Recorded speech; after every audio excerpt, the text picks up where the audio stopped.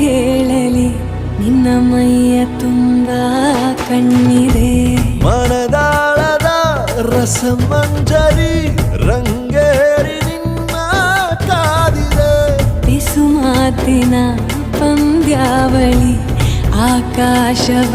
ಆಕಾಶವಾಣಿಯಾಗಿದೆ ಸಂಜೆಯ ಕೆನ್ನೆಯ ಮೇಲೆ ಬಂದು ನಾಟಿದೆ ನಾಚಿಕೆ ಮುಳ್ಳು ಮನದ ಮಗು ಹಠ ಮಾಡಿದೆ